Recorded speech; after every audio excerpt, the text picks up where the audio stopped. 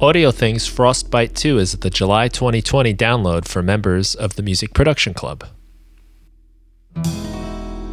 Right now you're hearing an acoustic guitar, a cymbal, and a bass completely dry. Let's put Frostbite on the cymbal. Now the cymbal sounds like it's ringing out forever, and it has this nice depth to it. Now I'm going to put Frostbite on the acoustic guitar.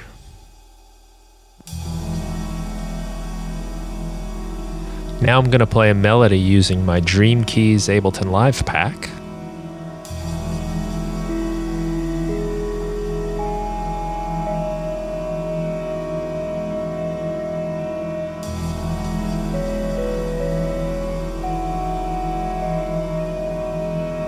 Now let's put Frostbite 2 on this melody.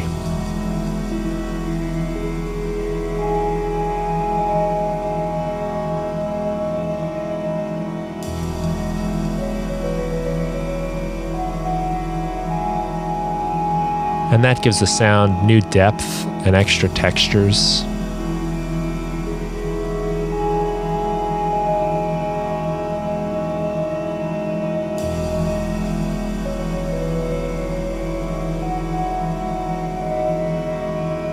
You can get Frostbite 2 by being a member of my music production club during the month of July 2020.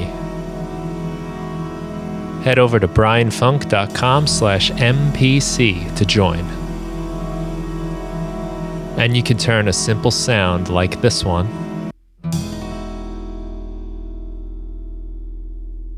into something really beautiful.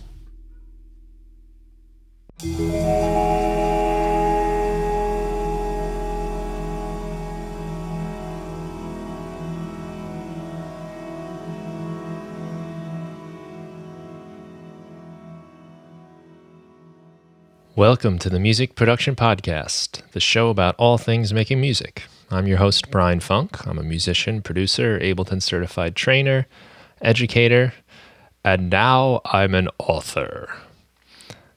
I wrote a book. That's what this show is going to be about. But before I get in, I laugh calling myself an author, like this title now. How do we come up with these titles for ourselves and what we do? We just start doing the thing that those people do, and then we become that. You know, when did you become a music producer?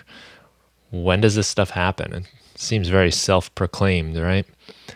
Maybe even a little silly. I think sometimes we get caught up in the labels. And if you are feeling ever insecure, or am I a real music producer, or am I a real this or that? Is anyone? You know, what brings you there? So today I'm going to have some fun and call myself an author, but don't confuse me with like Charles Dickens. I wrote a book called What Bob Ross Teaches Us About Music Production. And I've been a long time fan of Bob Ross ever since I was a little kid. I always enjoyed his show. Looking back, I'm kind of surprised that I did, because it's not a show of many flashing lights and fireworks. I'm surprised that I ever stopped and watched it, but I know what was special about it, and it's all the wisdom that came from the show. And even though Bob Ross was painting, there were so many life lessons weaved into that. And I've had this idea to do a podcast called What Bob Ross Teaches Us About Music Production for quite a while, but the idea kept growing, and I decided to turn it into a small book, a little PDF, really. It's 33 pages. It's available now on my website, and it's going to be something that all the members of the Music Production Club get when they join the club. So it comes with your membership. But it got so big, and there was so much to unpack, that I wanted to give it its proper attention and made it into this book that I've been working on, writing it really for like the last month or two. And it's brought me a lot of pleasure and happiness to do, and given me some inspiration and maybe even a little more confidence in making music. And if you remember, maybe about a month and change maybe ago, I did a podcast about why music is important. And at that point, I was having a really hard time coming up with any reason to do music at all. But diving into some of Bob Ross's work, exploring his show, thinking about some of his little bits of wisdom, and applying that to music production has helped quite a lot. So today I wanted to just kind of talk about some of that stuff a little bit. I'm not going to read the entire book or anything, or read from it at all, really, but just go over maybe a couple of the lessons, and maybe it'll inspire you to check out the book. I'm going to start maybe with like the overarching lesson that I got out of this, is that art in general and music making is about acceptance, about being comfortable with yourself and your decisions, and saying yes to things. I've said before that I think music making is really all about making decisions. It's making commitments. It's deciding to do something. I run into so many problems making music where I don't decide what to do, and I can't decide. I like so many genres. I like so many different sounds and instruments and so many vibes and feelings in music that it can be hard to like decide to do something, but it's really about making decisions and accepting those decisions. In terms of making decisions, though, I think a lot of times I've gravitated towards saying no and thinking saying no was the answer. But I'm starting to believe that maybe it's more about saying yes. And I guess you could argue that saying yes is saying no to other things. Every time you say yes to something, you're really saying no to other options. But I think this idea of saying yes is more positive and more accepting, and that's really a mind frame we want to be in when we're creating art, when we're making music. We want to be open to ideas. We want to be accepting of things. We don't want to get into this thought pattern like I so often do of saying, no, that's not good enough, or this chord progression isn't clever enough, or the rhythm isn't complicated enough. Because no is judgment, but yes is acceptance. If we say yes to that sound, yes to those chords, yes to those rhythms, yes to this philosophy, and even yes to these particular constraints that we're going to apply to our next music making session, we're being more open and accepting, and we're creating this kind of mind frame that will allow new ideas to arrive instead of blocking them out. And I think that's one of the most fundamental things I've taken away from this project in exploring Bob Ross's work and applying it to music production. But I thought I'd give you a couple of these lessons. The book in total has 10 lessons, and they're all kind of derived from quotes that I found in various episodes of The Joy of Painting, Bob Ross's show, and applied those ideas to making music. I'll start with one lesson called Give Life to Your Music.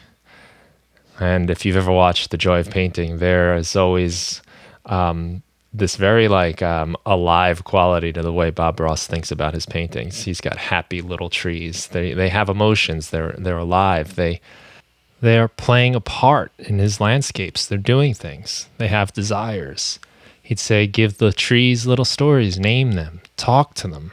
By doing that, you're bringing the thing to life. And that's really what we're doing when we're making music. We're trying to bring a world to life. We're trying to express emotions and take the listener on a little bit of a journey.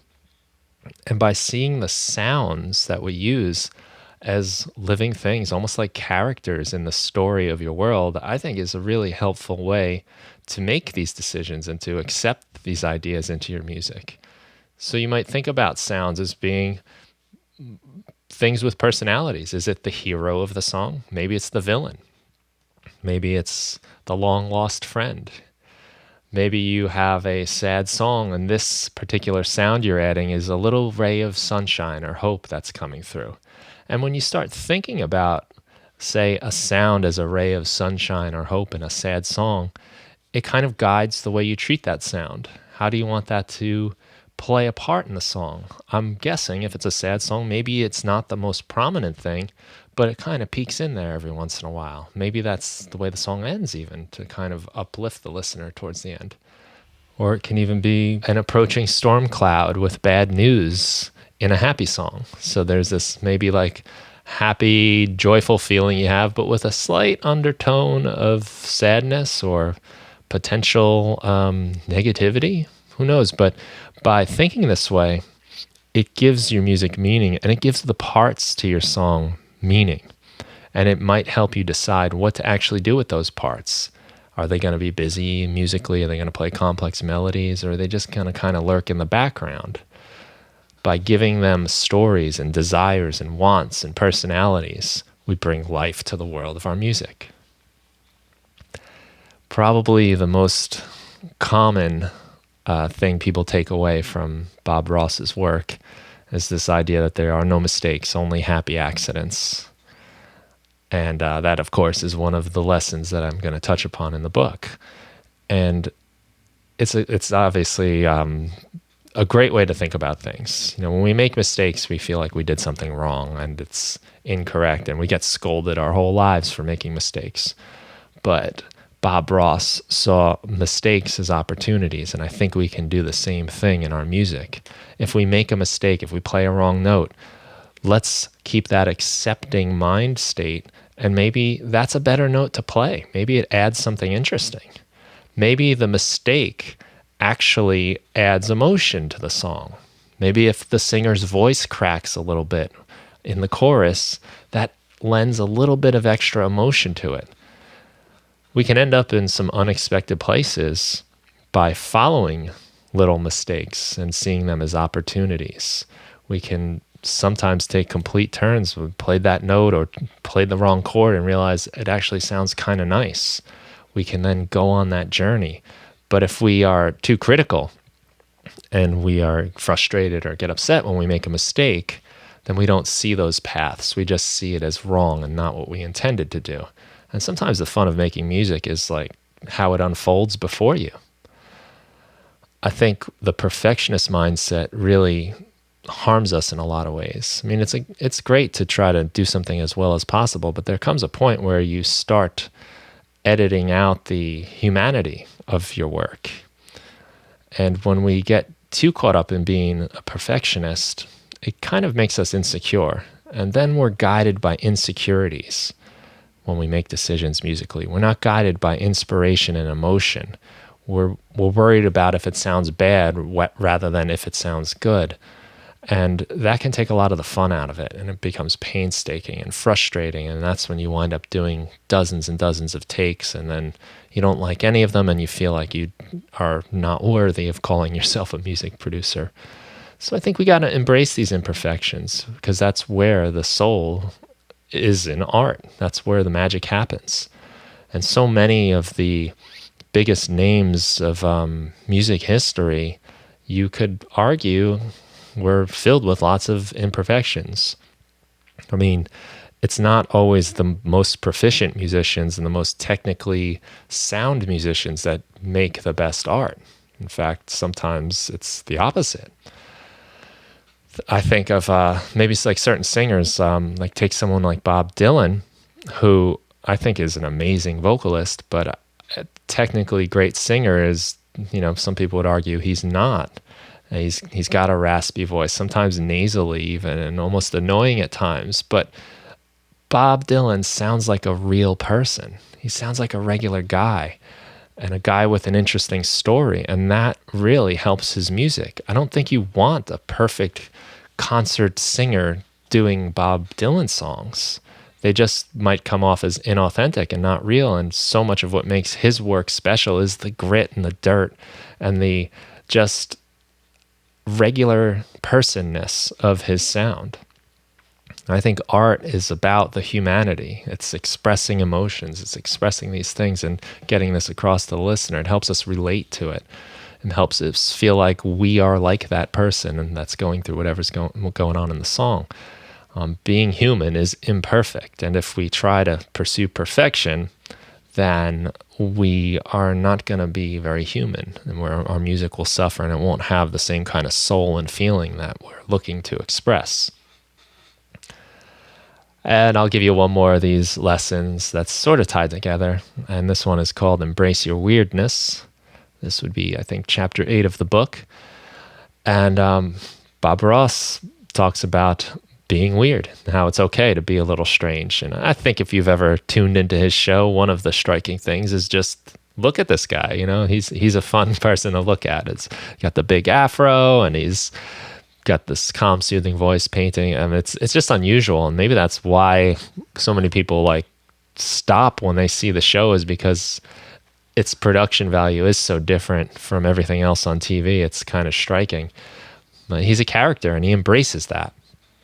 One of the quotes I came across was, "Don't be afraid to go out on a limb. That's where the fruit is." And I think that's a great quote for this, where that's where a lot of the action happens as an artist, is by doing things a little weird, by questioning the rules and the best practices. There's so many, music is interesting because there's so many rules and best practices and standard things that we do, because music is a real combination of craft and emotion.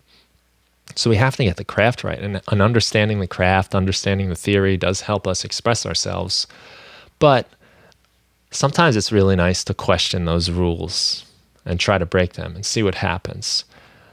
A lot of times we come across something really interesting and cool when we do that. We find new sounds. We get fun things happening in our music that aren't supposed to, but they somehow work. And I think at worst, if you try something that you're not supposed to do, you will understand why you're not supposed to do it. And it'll deepen your understanding of the craft so that you can use that to create your art. But by accepting your weirdness, whatever it is that your particular brand of weirdness is, it means you don't have to feel uncomfortable about it. You've embraced it. It's who you are. When you try to deny it or cover it up or hide it, which is really hard to do in the long term, you might get away with it on a track or two, but that'll be the thing that haunts you. You'll be afraid that people will find you out and discover that that's not who you really are. But as soon as you wear it proudly, then you don't have to feel bad about it. And you are in your natural state, and you're free to create exactly how you want to create and go with whatever feels right to you. So we got to embrace our weirdness. So, that's a little taste of what the book's about. If you think that stuff sounds interesting, it'd be awesome if you want to check out what Bob Ross teaches us about music production. It's on my site, brianfunk.com, and Music Production Club members will get it with their membership. I think it's a great way to give yourself a little dose of inspiration. That's the point of the book, really, is to inspire and also to make us feel a little more comfortable in our own skin, accept who we are, and accept where our music goes and not worry too much about it. You know, this is all supposed to be fun. We're supposed to enjoy the process of doing it and creating, and that's what the book is really about, to help bring those lessons out that Bob Ross used in his painting and apply them to music production. So thanks so much for listening. I hope you all have a great day. Take care.